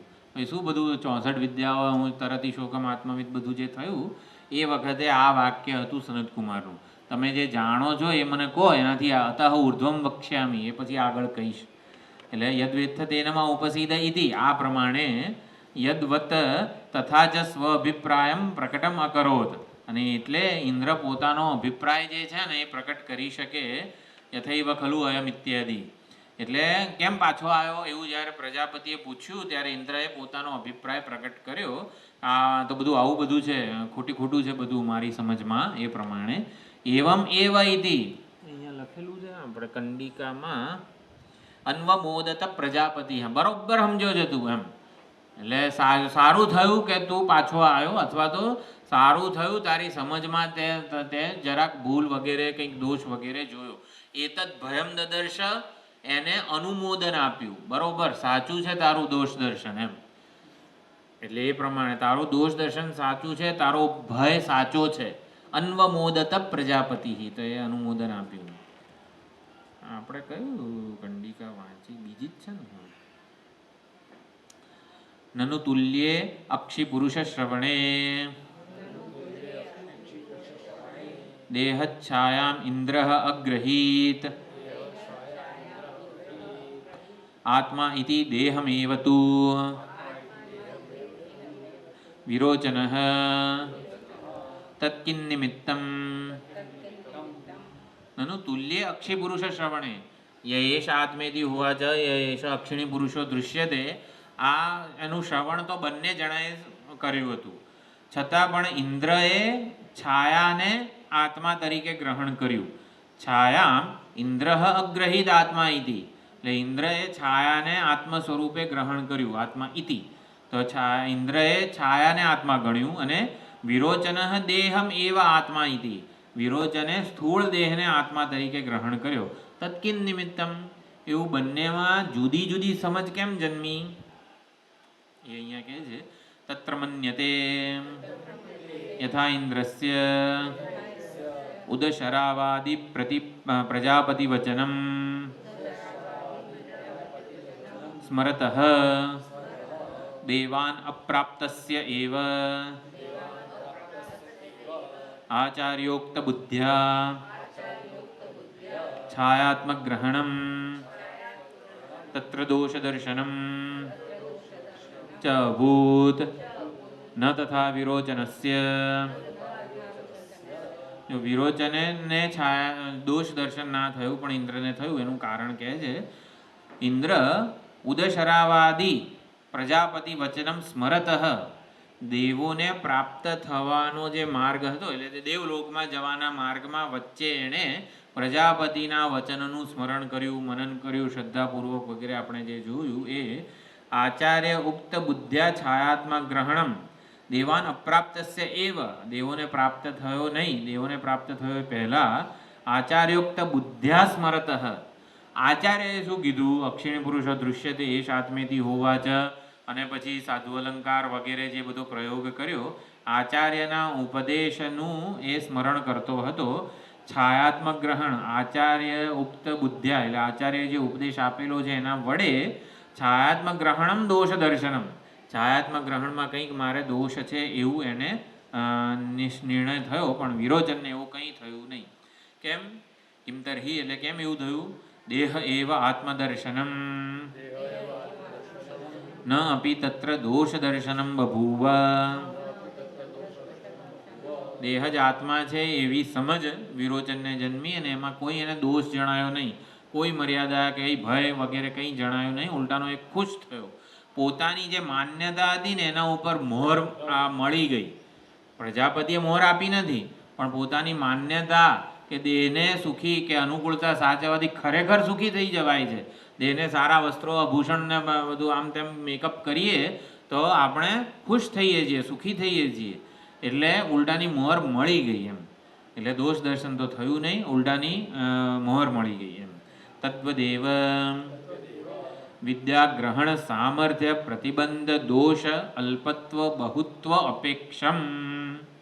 વિદ્યાગ્રહણ સામર્થ્ય પ્રતિબંધ દોષ અલ્પત્વ બહુત્વ અપેક્ષમ ઇન્દ્ર વિરોચનયોઃ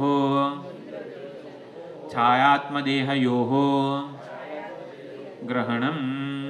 જો અહીંયા બહુ ભાષ્યકાર ભાર આપે છે કે એક આચાર્ય જે ઉપદેશ આપે તો જુદા જુદા શિષ્યોમાં જુદી જુદી સમજ કે ક્લેરિટી જે છે એ જુદી જુદી કેમ હોય છે. તો આ જ વસ્તુ જ્યારે ધુંધુકારી અને બધા આગળ જે ગોકર્ણએ ભાગવત કથા કરી ત્યારે ધુંધુકારી ઓલા વાંસમાં બેઠો તો ભૂત પ્રેત થઈને તો 7 ગાંઠ એક દિવસે એની છૂટી ગઈ અને એની મુક્તિ થઈ ગઈ. ત્યારે પ્રશ્ન પૂછે છે બધા તો ભાગવત કથાનું તો બધાએ શ્રવણ કરેલું છે પણ આ ખાલી એકલો ધુંધુકારી કેમ મુક્ત થયો? ત્યારે ભાગવતમાં લખ્યું છે બધાએ શ્રવણ કર્યું છે, મનન નથી કર્યું. આવો ભાગવતમાં એના મહાત્મ્યમાં શ્લોક છે. તો એવી જ રીતે અહીંયા પણ ભાષ્યકાર એ વસ્તુ અહીંયા પ્રગટ કરે છે. વિદ્યાગ્રહણ સામર્થ્ય વિદ્યાગ્રહણનું જે સામર્થ્ય છે એ પ્રતિબંધ દોષ પ્રતિબંધ અથવા તો દોષ પ્રતિબંધ અને દોષ બે વસ્તુ પ્રતિબંધ અને દોષ અલ્પ હોય કે બહુ હોય. અલ્પત્વ બહુત્વ અપેક્ષમ એ વિદ્યા ગ્રહણ થાય અને વિદ્યા ગ્રહણનું સામર્થ્ય બધામાં જુદું જુદું કેમ છે? કારણ કે બધામાં પ્રતિબંધ અને દોષ ઘણામાં ઓછા છે, ઘણામાં વધારે છે. એટલા માટે ઇન્દ્ર વિરોચનયો છાયાત્મ દેહ ગ્રહણયો ગ્રહણમ એવું થયું. ઇન્દ્ર અલ્પદોષત્વાત દૃશ્યતે ઇતિ શ્રુત્યર્થમ એવ શ્રદ્દધાનતયા જગ્રાહ ઇતરઃ છાયા નિમિત્તમ દેહમ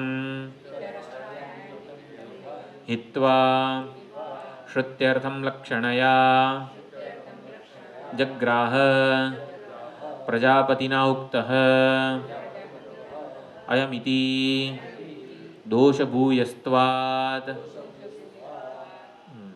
અહીંયા શ્રદ્ધાનું અહીંયા કહે છે ઇન્દ્ર અલ્પદોષત્વાત ઇન્દ્રમાં દોષ અલ્પ હતો, દૈવી સંપત્તિ વગેરે હતી એટલા માટે દૃશ્યતે ઇતિ શ્રુત્યર્થમ. જો અહીંયા શ્રુતિ કઈ છે?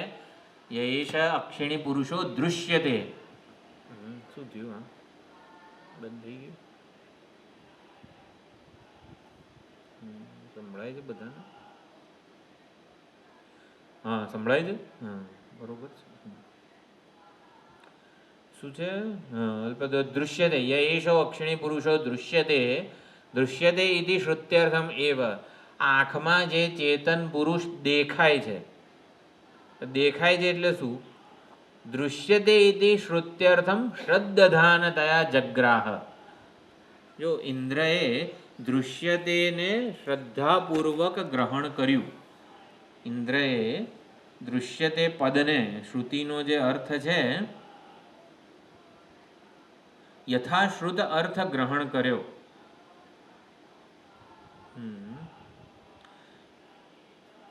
દેખાય છે એટલે આંખમાં જે ચેતન દેખાય છે, દૃશ્યતે, આંખમાં જે ચેતન દેખાય છે, આંખમાં શરીર તો નથી દેખાતું,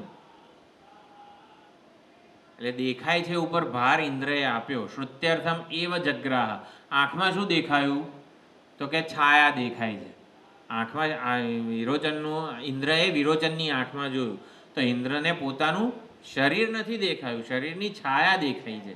એટલે દૃશ્યતે ઇતિ શ્રુત્યર્થમ એવ શ્રદ્ધાનતયા જગ્રાહ. શ્રદ્ધાપૂર્વક દૃશ્યતેને ના અર્થને ગ્રહણ કર્યું, એટલે એણે છાયા જે છે એ ગ્રહણ કર્યું. છાયા નિમિત્તમ દેહમ હિત્વા, અને છાયા નિમિત્ત જે દેહ છે ને એને છોડી દીધો. શ્રુત્યર્થમ લક્ષણયા જગ્રાહ, એટલે દેહમ હિત્વા શ્રુત્યર્થમ લક્ષણયા જગ્રાહ, એટલે લક્ષણા એણે કરી કે છાયા જે છે ને એ આત્મા છે. પ્રજાપતિના ઉક્ત અયમિતિ દોષ ભૂયસ્ત્વાત, અને એમાં એણે દોષનું દર્શન પણ કર્યું. યથા કિલ નીલ અનિલયોહો આદર્શે દૃશ્યમાનયોહો વાસસોહો. દર્પણમાં નીલ વસ્ત્ર હોય અને પીળું વસ્ત્ર હોય. અનિલ એટલે કોઈ પણ, તો ભૂરું વસ્ત્ર હોય અથવા ભૂરા વગરનું કોઈ વસ્ત્ર હોય તો યત નીલમ તન મહાર્હમ ઇતિ છાયા નિમિત્તમ વાસઃ એવ ઉચ્યતે. અને એવી જો ભૂરું વસ્ત્ર પહેરીએ ને તો સારું કહેવાય, એવી ઉક્તિ હોય તો પછી જે નીલ દેખાય છે છાયાત્મામાં, છાયા નિમિત્તમ વાસઃ એવ ઉચ્યતે ન તુ છાયા ન છાયા તદ્વત ઇતિ વિરોચન અભિપ્રાય. તો નીલ અને અનિલ વસ્ત્ર જે પહેરેલા હોય એ મહત્વના છે કે પ્રતિબિંબ મહત્વનું છે? આપણે આદર્શ સામે ઊભા હોઈએ, ભૂરું વસ્ત્ર પહેરીને ઊભા હોઈએ અને પીળું વસ્ત્ર પહેરીને ઊભા હોઈએ, તો આદર્શ તો જે છે એ જ બતાવવાનું છે. એટલે આદર્શમાં જે દેખાય છે એ મહત્વનું નથી, જેણે પહેર્યું છે ને એ મહત્વનું છે. એમ કરીને શરીર આત્મા છે, શરીર મહત્વનું છે, એવો વિરોચનનો અભિપ્રાય થયો. એટલે તન મહાર છાયા નિમિત્તમ વાસઃ એવ ઉચ્યતે. છાયા નિમિત્તે જે વસ્ત્ર વગેરે દેખાય છે બિંબમાં એ મહત્વનું છે. જો બિંબમાં પ્રતિબિંબમાં સારા વસ્ત્રો હોય કે સારા અલંકારો હોય એ મહત્વનું છે કે ધારણ કરવા મહત્વના છે? એટલે ધારણ કરવા મહત્વના છે ને, એટલે વિરોચને શરીરને આત્મા માન્યું, સ્થૂળ શરીરને. એટલે સ્વચિત્ત ગુણ દોષ વશાત એવ હિ શબ્દાર્થ અવધારણમ. પોતાના ચિત્તના ગુણ દોષ પ્રમાણે જ એને વશ થઈને એને આધારે જ શબ્દનું અવધારણ થાય છે, શબ્દાર્થનું અવધારણ થાય છે. તુલ્યેપી શ્રવણે ખ્યાપિતમ, અને શ્રવણ તુલ્ય થયું હોય તો પણ બૃહદારણ્યકમાં પણ આ જે કથા છે ઘણીવાર સ્વામીજી ઉદાહરણ આપતા હોય છે. દ પ્રજાપતિએ પોતાના સંતાનોને ઉપદેશ આપ્યો તો દરેકને દ એવું જ કીધું. તો દેવોએ આ પ્રમાણે અમે આખી બૃહદારણ્યકમાં જે છે ને, એટલે એ અહીંયા કીધું દેવોએ વિચાર્યું અદાંતા વયમ હિ સ્વભાવતઃ, અમે સ્વભાવથી અદાંત છીએ, આમાં આપણે કોઈ બહુ ભોગવીએ છીએ, કોઈ દમ એટલે કે સંયમ આપણે રાખતા નથી. તેના દામ્યત ઇતિ અસ્માન પ્રતિ પિતા ઉક્તિ, માટે પિતાએ પ્રજાપતિએ આપણને દામ્યત એટલે દમન કરો, ઇન્દ્રિયનું સંયમ કરો એવો ઉપદેશ આપેલો છે. પછી મનુષ્યો સ્વભાવતઃ લુબ્ધા વયમ, આપણે સ્વભાવથી જ લોભી છીએ, માટે દત્ત એટલે કે દાન કરો એવું અસ્માન બધી પિતા ઉક્તિ મનુષ્યાણામ મતિ, મનુષ્યોને એવી મતિ જન્મી કે અમને આવી રીતે દાન કરવાનું કીધું પ્રજાપતિએ. અને અસુરો સુક્રૂરાહ વયમ, એટલા ક્રોધિત થઈ જઈએ છીએ, ક્રૂર છીએ આપણે સ્વભાવથી, માટે તેના દયધ્વમ એટલે દયાનો આપણે ઉપદેશ આપ્યો. અસ્માન પ્રતિ પ્રજાપતિ ઊંચીવાનીથી અસુરાણામ પ્રતિપત્તિ, અસુરોને એવી પ્રતિપત્તિ જન્મી કે અમને દયા કરવાનું કીધું છે. એટલે દયા, દાન અને દમન એ પ્રમાણે ત્રણેયને દકાર માત્ર શ્રવણે એ અહીંયા કથા ભાષ્યકાર યાદ કરે છે. દામ્યતા દત્ત દયધ્વમ એટલે એ પ્રમાણે દકાર માત્ર શ્રવણાદ શ્રુત્યંતરે બૃહદારણ્યક ઉપનિષદમાં આ કથા આખી આવવાની છે. કદાચ આગળના 5મા અધ્યાયમાં છે મારા ખ્યાલથી. નિમિત્તાની અપી તદ અનુગુણાની એવ સહકારીણી ભવંતી. તો નિમિત્તો જે કંઈ પણ હતા ને આ ઉદશરાવ વગેરે બધા પ્રયોગ વગેરે જે કરાવ્યું એ નિમિત્ત કહેવાય. તો નિમિત્તો જે છે ને તદ અનુગુણ એટલે જે પ્રકારની આપણી સમજ હોય સ્વચિત્ત ગુણ દોષ વગેરે જે કીધું ને એ તત થયું. તદ અનુગુણાની એને અનુરૂપ જ જન્મે છે. જેટલું પ્રજાપતિએ બીજો કોઈ પ્રયોગ કરાયો હોત ને તો આ લોકોની તો આ સમજ જ દ્રઢ થાત. એટલે તદ અનુગુણાની એવ વર્તન્તે સહકારીણી ભવંતી. તો આ પ્રમાણે આ એક વસ્તુ જે છે સ્વચિત્ત ગુણ દોષ વશાત એ ખાલી એક વસ્તુ એનું ઉદાહરણ જે છે એ જોઈ લઈએ.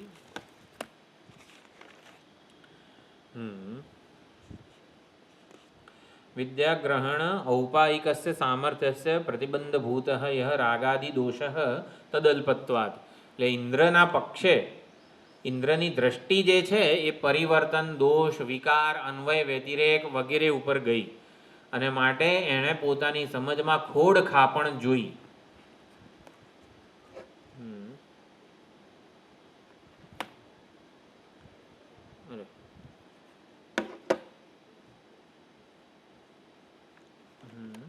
એટલે ઇન્દ્રએ પોતાની સમજમાં ખોડ ખાપણ જોઈ એટલે એણે મનન કર્યું. મનન અહીંયા કર્યું એટલે શું? તો પક્ષ અને પ્રતિપક્ષ બંનેને સમગ્રતયા વિચારવું. પક્ષ શું છે? અક્ષી પુરુષ આત્મા છે, અમૃત અભય બ્રહ્મ છે, એ પક્ષ છે. પ્રતિપક્ષ એની સામે આપણને જે ઇન્દ્રને વિરોચનને શું સમજ જન્મીથી એ પ્રતિપક્ષ કહેવાય. ઇન્દ્રને વિરોચન છાયાત્મા અને સ્થૂળ દેહ બંને એટલે એ જે છે એ પ્રતિપક્ષ કહેવાય. બંને ઉપર સમગ્રતયા વિચાર કરવો એટલે એક તરફી વિચારને મનન નથી કીધું. પક્ષ પ્રતિપક્ષ બંને ઉપર વિચાર કરવો જોઈએ એને મનન કીધું છે. વિરોધી તર્કનો પણ ભરપૂર વિચાર કરવો જોઈએ. આપણે બહુ વિચાર કર્યો વિરોધી તર્કનો. કયો? દેહને અનુકૂળતા સાચવીએ તો સુખી થઈએ જ છીએ ને, એના ઉપર પૂરતો વિચાર કર્યો આપણે. આને વિરોધી તર્ક કહેવાય. વિરોધી તર્ક એટલે પરસેવો થતો હોય એસી ચાલુ કરે તો સારું જ લાગે છે ને, વળી એમાં જ ક્યાં બધું આત્મજ્ઞાન ને બધું લાવવાનું હોય. તો આને વિરોધી તર્ક કહેવાય. એસી ચાલુ કરીએ તો સગવડ જેને કહેવાય ને કમ્ફર્ટેબલ, પણ કમ્ફર્ટેબિલિટીને સુખ સાથે નાવા નીચવાનો સંબંધ નથી. એટલે આપણે માન્યતાના આધારે સુખી દુઃખી થતા હોઈએ છીએ. અનુકૂળતા પ્રતિકૂળતા વગેરે માન્યતાઓ છે એ ભૌતિક વસ્તુ નથી. સુખ નામની કોઈ ભૌતિક વસ્તુ નથી. સુખ એ ભૌતિક વસ્તુ નથી, આંતરિક વસ્તુ છે. ભૌતિક વસ્તુ હોત ને તો નરસિંહ મહેતાએ લખવું ના પડત બધું નિપજે નરથી તો કોઈ ના રહે દુઃખી વગેરે. એટલે સુખ જો ભૌતિક વસ્તુ હોત ને તો આખી દુનિયા એને પ્રાપ્ત કરી લેત, બધા મનુષ્યો સુખી હોત. એટલે સુખ એ ભૌતિક વસ્તુ નથી, એ એક આંતરિક આધ્યાત્મિક વસ્તુ છે. આ બધું પ્રતિપક્ષ વચ્ચે એટલે શું વિરોધી તર્કનું ખંડન કરવાનું આપણું જે છે વિચારધારા એ મનન કર્યું કહેવાય. આપણે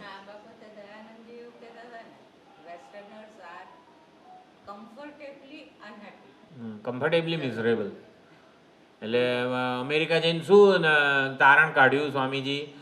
વી are uncomfortably miserable, they are comfortably miserable એવું કીધું હતું. દયાનંદજી પહેલી વાર અમેરિકા ગયા ત્યારે એમને બધાએ પૂછ્યું કે કેવો છે વિદેશ ને બધું.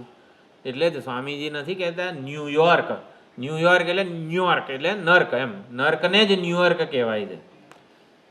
ન્યુયોર્ક જઈએ એટલે આપણા જાણે કે હું ક્યાંય જઈ આવ્યો એટલે નરકમાં જઈ આવ્યો એમ, એવી રીતે. ન્યુયોર્ક એટલે નર્ક એમ એ રીતે જ કહે છે. શું છે નર્કનું જ અપભ્રંશ થઈને ન્યુયોર્ક થયું છે. બંને એકતરફી તર્ક નહીં, બંને પક્ષે આપણે વિચાર કરવો જોઈએ. એટલે વિરોધી તર્કનું નિવારણ કરવાનો પ્રયાસ કરીએ એને પણ મનન કહેવાય.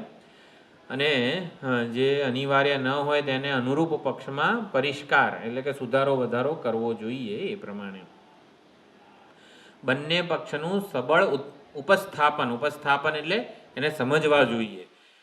ઉહાપોહ વિચક્ષણ, ઉહ અને અપોહને મનન કીધેલું છે. ઉહ એટલે સ્વમતે આપણે દલીલો કરીએ, પક્ષપાત કરીએ, અને પરમતનું ખંડન કરીએ. અપોહ શેમાં આવ્યું છે? અપોહ્ય. ના, સ્વમતે દલીલો કરવી, પરમતનું ખંડન, એને ઉહાપોહ કીધેલું છે. એક પક્ષનું ઉહન હોય તો એ ના ચાલે. બંને ઉહાપોહ બંને જરૂરી છે. રાગ વિષયના ગુણોનું ચિંતન કરીએ. જેના માટે રાગ છે, દેહાસક્તિ, વિરોચન વગેરેના સંપ્રદાયમાં શું થયું કે જેના માટે રાગ છે એના ગુણોનું ચિંતન કર્યું તો રાગ વધે, અને દ્વેષ વિષયના દોષોનું ચિંતન કરીએ ને તો આપણો દ્વેષ જ વધે. એટલે ચિંતનનો લાભ ન થાય. એટલે લાભ અને હાનિ માટે તુલનાત્મક નિષ્પક્ષ વિચાર થવો જોઈએ. સેનયોર ઉભયોર મધ્યે રથમ સ્થાપય મેચ્યુત. એટલે એ અચ્યુત, મારા રથને બે સેનાની વચ્ચે સ્થાપો. એટલે હું નિષ્પક્ષતયા આવી રીતે તુલનાત્મક વિચાર કરવા માગું છું, યુદ્ધ થાય એ પહેલાં. એટલે એ પ્રમાણે પણ વિચાર કર્યો અર્જુને, અને એને લાભ થયો, વૈરાગ્યનો લાભ થયો. કે મનનાત્મક ચિંતનનું ફળ તુલનાત્મક વિચારથી મળે.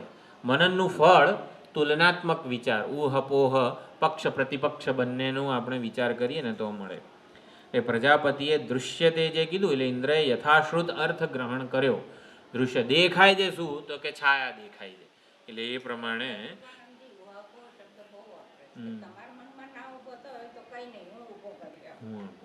એટલે પ્રતિપક્ષ વચન જે છે ઉહાપો. એટલે ભાષ્યમાં લીધું જે સ્વચિત્ત ગુણદોષ વશાત, એ પ્રમાણે ચિત્તમાં જે ગુણદોષ પ્રગટ હોય એ પ્રમાણે વક્તા કે ગ્રંથના અર્થોનો અર્થ જે છે, શબ્દોનો અર્થ સ્ફુરે. આપણા ચિત્તમાં ગુણદોષ પ્રમાણે વક્તા કે શાસ્ત્રના શબ્દોનો અર્થ સ્ફુરે એવું છે. એટલે વાક્યાર્થ મીમાંસા કહેવામાં આવે છે. વાક્ય એનો યોગ્ય અર્થ, વિવક્ષિત અર્થ જન્માવે એના માટે વાક્ય પ્રમાણ કીધું છે. તો પ્રમાણ એટલે દરેક નિર્દોષ પ્રમાણ છે શબ્દ તો, તત્વમસી વગેરે તો. છતાં પણ દરેકને તત્વમસી પ્રમાણે અહમ બ્રહ્માસ્મિની મતિ કેમ નથી જન્મતી?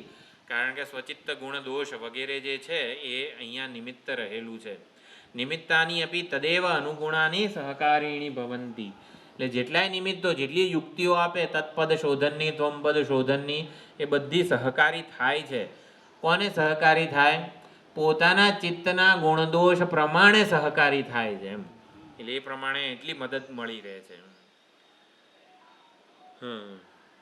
એટલે અહીંયા લખે છે સ્વચિત્ત ગુણદોષ સહકારી વગેરે જે કીધું છે, શબ્દોનો અર્થ એ ગ્રંથોના શબ્દોનો અર્થ એ પ્રમાણે સ્ફુરે. સંદર્ભ કયો છે, ચિહ્ન કયું છે, ઈશારો, ઘણીવાર ઈશારાથી પણ સમજાવે આચાર્યો. એ ઘણી જગ્યાએ જોવા મળ્યું છે. ઈશારો, મૌન વ્યાખ્યા વગેરેથી ઈશારો પણ કરેલો છે. સ્વર, એને કાકુ શબ્દ એકાદ તમને ખબર હોય તો ઘણીવાર કાકવા ઉક્તિ, કાકુ ઉક્તિ, ઘણીવાર કાકુ ઉક્તિનું ઉદાહરણ મને અત્યારે યાદ નથી આવતું. ના, એ કાકુ નથી. કાકુ ઉક્તિ એટલે નરોવા કુંજરોવા જેવું. ના, કાકુ ઉક્તિ એટલે વેદાંતમાં જે શબ્દ, જેના માટે કાકુ શબ્દ વપરાય છે ને, કે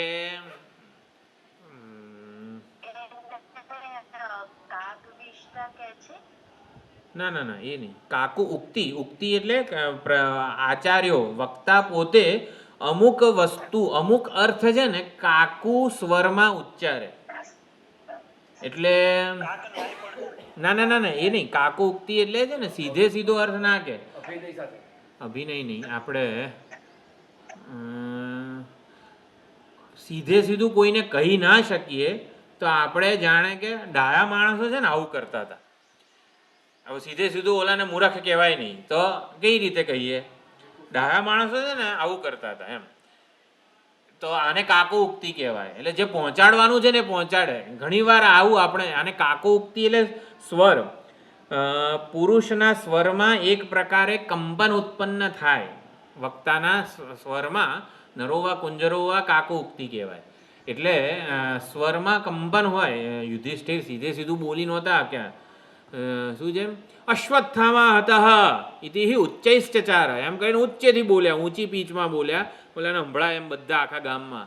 નરોવા કુંજરોવા ઇતિ, એમ હવે અશ્વત્થામા હતઃ ઇતિ ઉચ્ચૈહિ ચચાર, એમ કહીને ઊંચેથી બોલ્યા નરોવા કુંજરોવા, એમ એટલું છે ને ઓલા દ્રોણને સંભળાય નહીં ને એવી રીતે બોલ્યા. એટલે સ્વરમાં કંપન હોય ને એને કાકુ ઉક્તિ કીધેલી છે. વેદાંતમાં ઘણી વાર કાકુ ઉક્તિ ભાષ્યકારે ઘણા દ્રષ્ટાંત આપ્યા છે, મને યાદ નથી આવતા અત્યારે. એટલે અધિકારી જે છે ને એ સમજી જાય, અર્થ ગ્રહણ કરે, સાચો અર્થ કાકુ ઉક્તિથી પણ ગ્રહણ કરે, એ પ્રમાણે છે. ચલો થોડું ઘણું હજી વિચારણા છે, આવતી વખતે જોઈશું. ઓમ પૂર્ણમદ પૂર્ણમિદં પૂર્ણાત પૂર્ણમુદચ્યતે પૂર્ણસ્ય પૂર્ણમાદાય પૂર્ણમેવાવશિષ્યતે. ઓમ શાંતિ શાંતિ શાંતિ. હરિ ઓમ શ્રી ગુરુભ્યો નમઃ. હરિ ઓમ.